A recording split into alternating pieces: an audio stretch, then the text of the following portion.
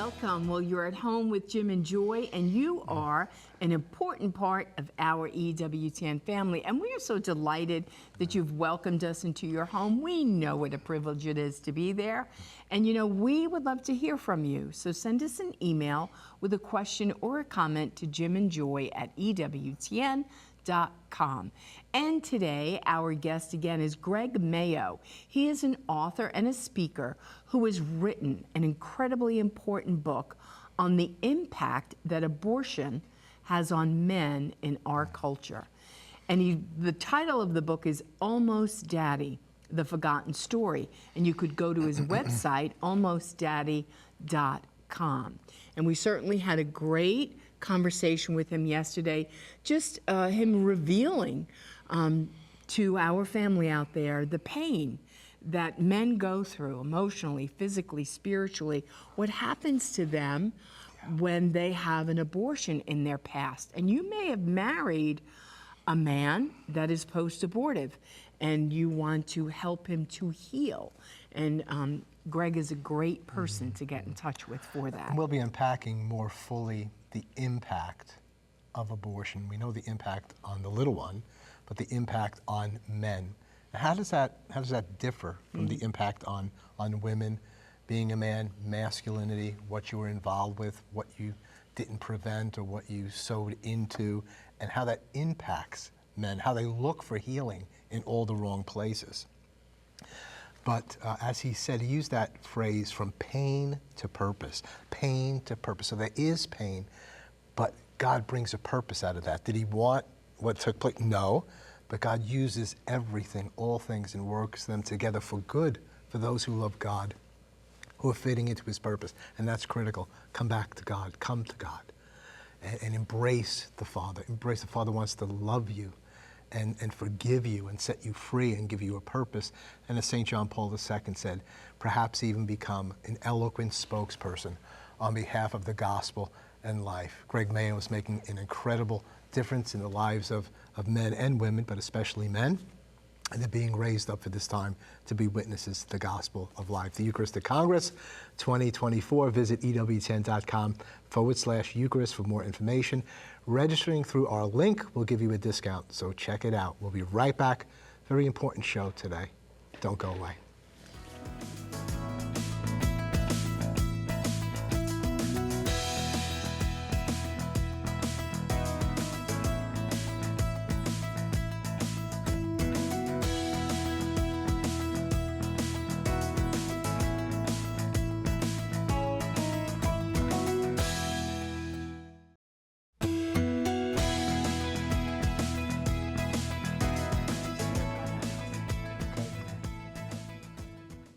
Welcome back. We are at home with Jim and Joy, and today our guest again is Greg Mayo. He is an author and speaker who has written an incredibly important book on the impact that abortion has had on men in our culture. That great book is called Almost Daddy, The Forgotten Story, and you can get this book, it's a novel, on EWTNRC.com. And Greg has also worked with the 12-Step program in the healing ministry and incorporating that with abortion. So he's also worked and written on that.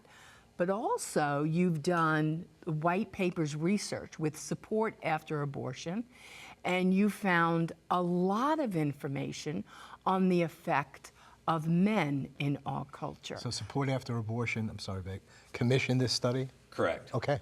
Gotcha. And it was conducted by Shepherd Research out of Oklahoma City. And then I helped draft the white paper. Okay. And it was so amazing, the findings in this, because so much of it validated my own experience, but also a lot of it flew in the face of what we hear out there culturally, right? Right. And just a couple of high points. 57% of men in this study said that they didn't have a voice or a choice in this in the abortion decision. Okay. So over 70% said that they experienced negative impact within themselves after the abortion. Over 70%, folks. Here's where it really gets interesting. 83% of men in this study said that they tried to find someone to talk to or could have benefited from talking to someone, Right. but only 18% knew where to go for help. Yeah. So you tie all that together. Yeah. Yeah. What we've got is a lot of hurting guys that didn't have a decision, and now they have this pain and don't know what to do with it. Right. You know, we often hear as well on the women's side of it. If I had one person that I could have spoken to and that would have walked me through my crisis pregnancy, if I knew the resources or whatever, at least this is what they say, I think I would have chosen differently. I didn't have like one person, that I was dealing with. That's what you're saying with the men as well. There's no, where do I go? Who do I speak with? Who can I share with about this? But let's speak a little bit more about the impact. So, I mean, that's a word, it's a catch-all word. Yeah. And I guess I keep thinking, because we deal more with women than men, myself included, so you're a challenge to me to deal more with men, post-abortive men. But I'm just wondering, is the impact different with men than women? I'm sure there's common things, but the impact, how this has touched a man, because he's masculine, and a woman who's a nurturer, what's the deal with the impact on men? How does it impact them? How does it affect them? Well, there is a Venn diagram kind of thing with men and women, right? There's overlap in issues and whatever. Yeah. But what I've found with a lot of men is that the first thing they feel is anger. Now, the reason for that is, in a lot of situations, the first thing a man feels is anger. Like, I don't know what to do with whatever this feeling is. But what we find is that behind anger is usually fear. And then the fear, where does that come from? Fear comes from shame. Shame, then you back that up. And what we end up with, and this is not in the white paper, by the way, Yeah, I got to okay. say this. This is, we'll call it anecdotal from guys I've talked to over the past 15 years. But the first and foremost job of any man is to what? Protect his family, right? So whether you initially thought the abortion was a good idea, or whether you fought against it, whether you didn't know till after it was done, it matters not. What matters is your child died, and you didn't do anything to stop it. And so that brings with it shame. And we understand the difference between healthy shame and toxic shame, right? Healthy shame is I did bad. Toxic shame is I am bad. A lot of men experience toxic shame. Toxic shame leads to acting out behaviors. We talked about that a little bit yesterday. You feel guilty for what you did, so you do it again to cover up the feeling of shame, and then and it becomes a self-perpetuating cycle. And so guys turn to addictive behaviors, sometimes substance abuse. And here was one that was really startling with guys I've talked to. A lot of times there follows after an abortion experience sexual dysfunctions, serial sexual relationships, porn addiction. And a lot of people think, well, wait a minute, you experienced abortion, let's say you argued against it. Why would you then act out sexually? Well, it's simple, it's something I can control. That's what guys say to me over and over. It's something I can control. Yes, I understand pornography is not real. But in my mind, and these are guys that have experienced healing and understand how to talk about it, but they say, in my mind, I can control what's going on. If I only date somebody for a day or a week or a month or whatever, then I can keep that distance so I can't get hurt again. She can't have an abortion. She can't, because she's gone already.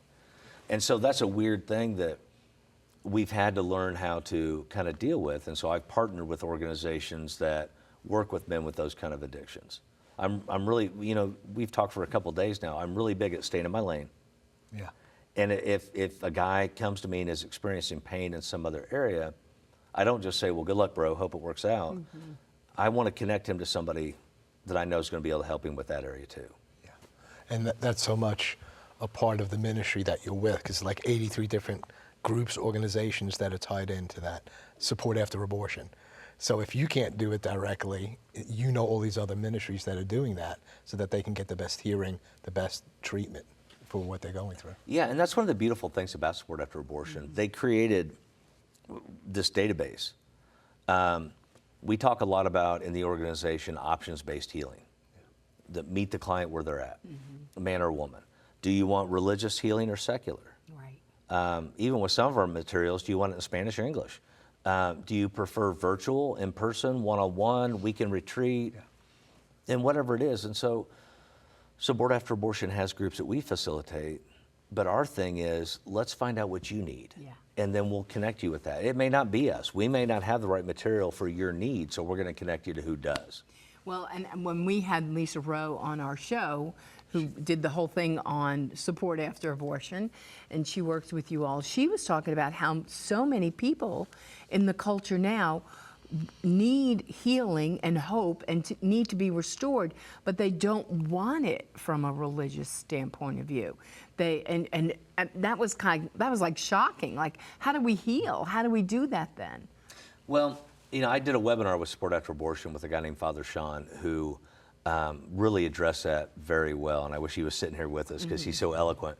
But and so is Lisa. But the thing is, we have to meet people where they're at. And so what we find is that a lot of times men and women impacted by abortion have other wounds from childhood, a father wound, a mother wound. They were abandoned, they were abused. A lot of times they suffered church abuse in whatever church they grew up in. And so to tell somebody who, say, had a bad experience with a pastor or a deacon that's hurting now, a decade later, hey, you know what? You should go talk to your pastor. You should go talk to your priest. Well, you just lost them. Yeah. In fact, the men's study that we're talking about showed that 7% of respondents said that they would go to a clergy member for help, of male 7%. respondents. Only 7%? 7. That's a problem, because in my opinion, it should be the other way around. At least 93% should say the first person I go talk to is my priest or a deacon or a pastor. And so, but then we provide religious programming. 95% of all abortion healing programming is religious forward. Right. So we're kind of not really helping people. The other thing, Joy, to your point, is what we're learning is that, and this is not a bait and switch thing. I had somebody say that to me. It's not. But what I know about healing and recovery from pain is that if I help you heal, if I can bandage that wound and stop the bleeding and get you a little relief, now we can take a breath. Now let's have a conversation. Father Sean talks about having the ability to help somebody but still live out Christ. Let the Holy Spirit work through you without trying to make them accept, you know what I mean? Oh, yeah. And so you do that, and eventually, and I've seen it over and over, you too, eventually people will ask, so what's with you? Right. Yeah. And that's when it opens up the door. Right. Yeah. And that's the great story of love winning. Yep. You're going to love them in. Because like you said, like their injury may have happened in the church. And the last place they want to go to is, well, we're having a meeting tonight, and it just so happens to be at the Baptist church down the street. Well, I don't want to go there. It's like, and that's why even some post-abortion healing groups happen in homes. Yep. So that it's not this religious connection with it.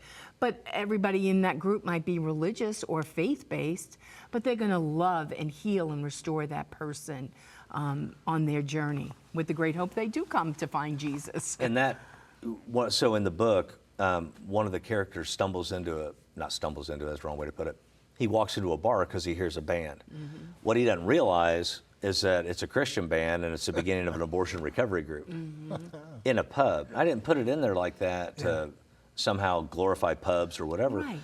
I wanted to be what you just said, the idea that this can happen anywhere, folks. A meeting room in the library, out in the park. I'd like to see some kind of experiential thing where a bunch of guys were on kayaks on a lake for a day and the meeting happened somewhere around that, you know? We were speaking about the impact, and we're speaking about healing. I guess I just wanted to underline that, abortion's a sexual wound as well as a spiritual wound. And so you were mentioning pornography coming out of this, many partners. I remember when I first got involved speaking about abortion as a pastor, and I didn't want to address it publicly. I was afraid it was going to hurt someone. Yeah. And a woman come to me, and she was just sharing with me about a number of things, and then she said, I need to have a hysterectomy and so on. So I said, oh, well, have you had some precancerous cells or what's going on that you need this? And she finally came out and she just said, I've had an abortion. So I said, well, why do you need a hysterectomy? But her thing was, you see, it's a sexual, she wants to get rid of the reproductive parts. That's where and I said, this woman's saying this because she had an abortion. She thinks that's when I woke up. This is a tremendous wound, a sexual, relational wound. So it works its way out in other relationships.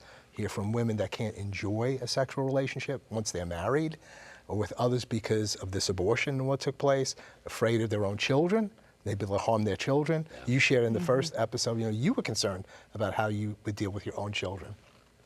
Speak to us about healing, because the impacts are just terrible impacts that take away so much joy in relationship. It's almost, how could people be healed? Well, so the first step is the first step, right? You admit there's a problem. That seems oversimplified, but it's a huge thing to first acknowledge that there's a problem. The second thing is, and I tell men this day after day after day, my healing journey may look different than yours.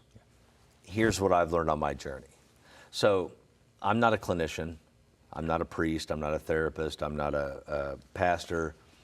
I'm a guy who has gone through a bunch of stuff, and I've learned a bunch of stuff. And so what I share is what I've learned. Yeah. So with that background, I make sure I tell guys, look, I don't know what you should do. Yeah. But here's what I did, what worked for me. That's right. I'm laughing a little bit because you just came across to me, believing, as like one of the apostles. Because they're like, we're just regular guys. I mean, we're fishermen. And we met this guy, Jesus, and we had a lot of stuff, but, we're being healed. This is my testimony. This is what happened. So yeah, you're not a clinician, you're not whatever. I've been touched in a particular way to find healing from this pain and purpose in and through it. And, it's funny, when I wrote my first novel, I told my dad, I said, nobody's going to read this. He said, why not? And at the time, I was a carpenter. Okay. And I said, well, I'm just a carpenter, Dad. He said, you're a carpenter that likes to fish. Jesus likes that kind of guy, Yeah. But yeah, finding healing is, for me, you can't do better than calling Support After Abortion's helpline or going to their website, supportafterabortion.com. You can live chat with somebody, and our volunteers are trained to ask the right questions to help you find the right solution. And the other thing is, and this is the most important thing for guys, because I see it over and over, Jim, you can probably speak to this too with dudes. They open up that wound and they share something about it, and then something in them goes, close that quick, walk away. So keeping them engaged, which is why we talk about getting them plugged in early. For clinicians, for clergy, for whomever, at the organization we talk about the 4 steps when encountering somebody that's been impacted by abortion. What are they? The first one's examine your judgment, right? Everybody's got judgment. We all do. You're never going to get rid of that. We're humans and we're flawed. What do you think when you think of a man or woman impacted by abortion? What do they look like? Where do they live? What do they dress? Whatever.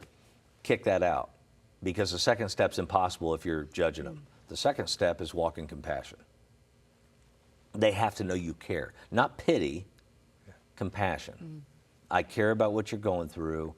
I care about what's happened since your abortion in your life, whether that led you down a path of drugs, whether you're living on the streets now, you're in prison, whatever.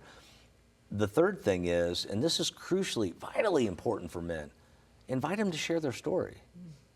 A man shares with you and you say, I'm really sorry for your loss, Jim. Would you like to share your story with me? Yeah. Well, and they tell you their story. And then the fourth thing, and maybe equally as important as the rest, connect them with healing. Don't heal them. I'm not saying that. Some guys misinterpret that. No. I can't heal anybody.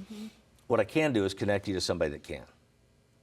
And to do that, I have to be compassionate enough, non-judgmental enough. I have to really listen to your story to understand what it is you need.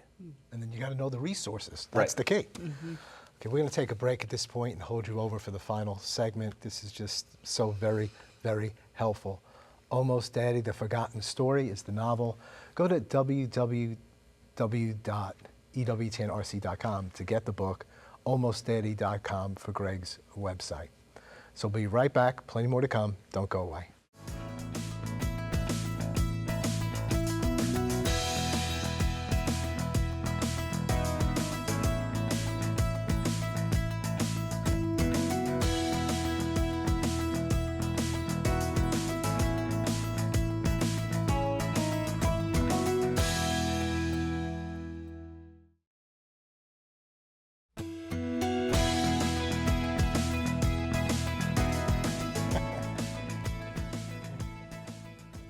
Welcome back. Well, we're going to wrap up our wonderful conversation that we're having here with Greg. And Greg, tell our family, you're so involved with support after abortion. How did you become their chair, being so involved in the men's ministry there?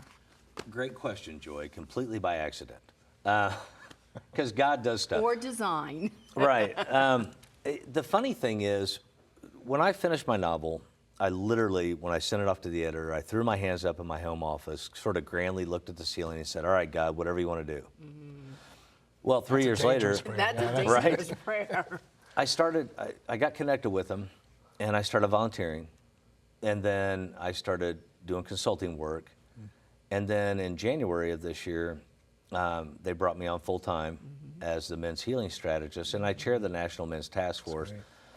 But I'll be honest with you guys, if you would have said 3 years ago, hey, you know what, 3 years from now, you're going to be a full-time nonprofit worker, and da-da-da-da-da, I would have said, oh, okay, who are you? But yet, God said, oh, do what I want. Okay, good. Yeah, I got a free pass? Well, here's what you're doing. And it's been the most amazing thing. The ability to collaborate with other people that have the same passion for helping men and women find healing has just been amazing. And with the Men's Task Force, it's a group of men. We get together once a month. We try to drive men's curricula. We vet men's curricula, because not all of it's good, right? We try to figure out what's the next thing we need to be focusing on. Right now, a big thing for us is getting more male volunteers into pregnancy centers, more males to facilitate groups, because there's more and more men coming forward. Thank God that they're coming forward. Right. What's the most important thing you want our audience to know, want us to know about the post-abortion healing ministry overall? What do we need to know? Well, we need to accept the simple fact that 1 in 5 men, at least, will be impacted by abortion by the time they're 45.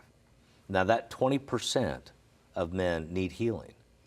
And if you start doing all the numbers, which we won't do right now, because it'll make my head spin, but if you start doing all the numbers, there are millions of men that need healing. We have to get that message out there that healing's available. And we have to get healing out there that meets men where they're at. We talked about Keys to Hope and Healing, which is a Support After Abortion 6-week study, that we have a secular version and a religious version. We need more non-religious forward options for men. We have to heal men. If we heal men, we heal our country. Amen to that. That's the truth. So in closing, where do people go to get the information that they need? Your website, supportafterabortion.com, both of those?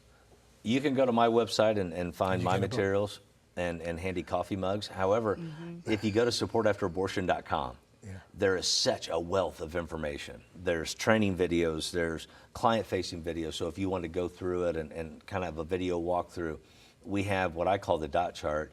It's a database of providers from around the country, and some of them globally now, that have options, so you can kind of pick and choose and figure out what works for you. I mean, there's just so much, and we add more all the time. So that's where I would start my journey, supportafterabortion.com. And if people wanted to have you come and speak, like we're directors at a pregnancy medical center, to speak at banquets and, you know, ways that they can get in touch with you, should they just go to almostdaddy.com or Support After Abortion? I would send them to supportafterabortion.com, click on speaker, and they'll be able to connect with our team that handles that. I do 30, 35 speaking gigs a year, so having a team that helps kind of organize all that's a really big thing. But and I go all over the country, so we have other speakers too. Lisa Rowe also goes out, but my big thing when I started my recovery journey 15 years ago has never changed. I found healing, I found relief. I will go talk to anybody, anywhere, if I think I can help them. We're going to conclude right there. Thank you. You are a gift to the church by God's grace and by God's mercy. Thank you for your witness in verbal form, written form, and we look forward to seeing, or maybe a movie or something like that. So God bless you, dear brother, for sharing with us. Thank you both. I appreciate it.